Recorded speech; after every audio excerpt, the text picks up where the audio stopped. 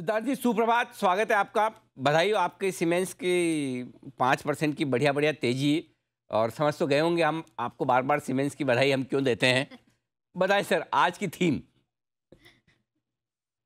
Good morning Anil ji, good morning Neha और good morning सभी को। अनिल जी, आपको स्टूडियो में देख के बेहद खुशी हो रही है। बहुत दिनों बाद जी। आपके साथ शो किया, ऐसा लगता है कि एक बरस हो गया शो किए, क्योंकि इतना लंबा समय लगता है। अच्छा, एक हफ्ते छुट्टी में लूँ आपको 1 बरस लगे? अच्छा। धन्यवाद भाई साहब, आप छुट्टी मेरे हो गया, बॉस नहीं आपसे है। मुलाकात करने की आदत जो हो गई है। हाँ, अगर आप जैसे बॉस हो जाए मेरे तो मैं तो मतलब गया काम से। 1 हफ्ते में 1 बरस। अरे, आपका प्यार है सिद्धार्थ जी, बहुत बहुत धन्यवाद। आपने इतना मिस किया, इसलिए मैं भी आप सब लोगों को बड़ा मिस कर रहा था। बताएं सर। बिल्कुल अनिल जी, आपने एटीएम का नाम तो सुना होगा, हाँ पर बिल्कुल। आपने एटीएल का नाम नहीं सुना होगा। एटीएल, एटीएम के बदले ATL, loan. Any time loan.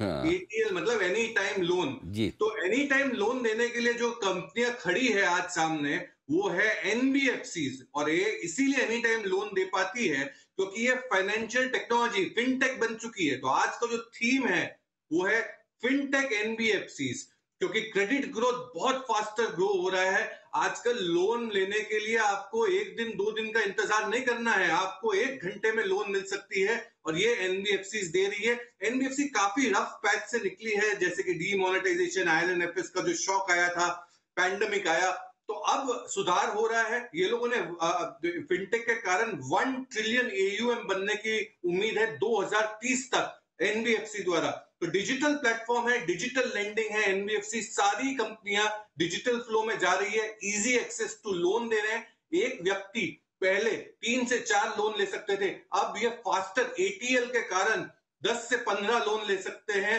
पूरे साल में। तो सोचिए कितना फास्ट लोन डिसबर्समेंट होने लगा है।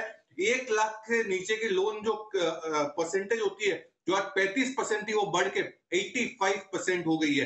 तो एटीएल, तो आज का जो थीम है फिनटेक एनबीएफसी।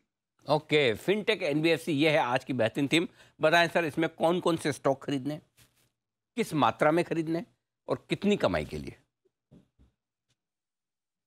बिल्कुल अनिल जी, मात्रा चारों 4 स्टॉक है, चारों की मात्रा इक्वल है, 25-25%। सब नई कंपनियां हैं। पहली कंपनी चोलामंडलम फाइनेंस, चोला फाइनेंस, जिस पे खरीदारी करनी है, आपको टारगेट लगाना है 868 का। Digi lending 20% of the total loan book है। कंज्यूमर स्मॉल एंटरप्राइजेस में बहुत दम लगा रहे हैं। नेक्स्ट 3 इयर्स का ग्रोथ जो है वो डिजी लेंडिंग में देख रहे हैं, डिजिटल लेंडिंग में। Vehicle finance, loan against property, home loans, 25% का यूएम ग्रोथ देख रहे हैं, 21% का लोन ग्रोथ चोलामंडलम फाइनेंस 868 के टारगेट के लिए। दूसरी कंपनी है एलएनटी फाइनेंस, टारगेट आपको रखना है 106 रुपए का। एलएनटी फाइनेंस पे खरीदारी की राय है। डिजी लेंडिंग इनका भी 10% है। प्लैनेट ऐप करके ऐप है जिसमें 7 लाख प्लस डाउनलोड है। ये ऐप के थ्रू लोन्स दे रहे हैं और बहुत फास्ट लोन दे रहे हैं। इनका जो ओवरऑल निम्स है वो 8.4% है। रिटेल बुक बहुत स्ट्रांग है। अर्निंग सीएजीआर 38% से ग्रो करेगी आने वाले 2 सालों में और 25% रिटेल लोन बुक हो जाएगी। फेस्टिव सीजन से भी ट्रैक्टर सेल्स और दूसरे सेल्स में भी बहुत दम दिख रहा है। एलएनटी फाइनेंस 106 के टारगेट के लिए। तीसरी कंपनी फिनटेक एनबीएफसी में होगी बजाज फाइनेंस। टारगेट होगा 8959 का, मतलब करीबन 8900 का।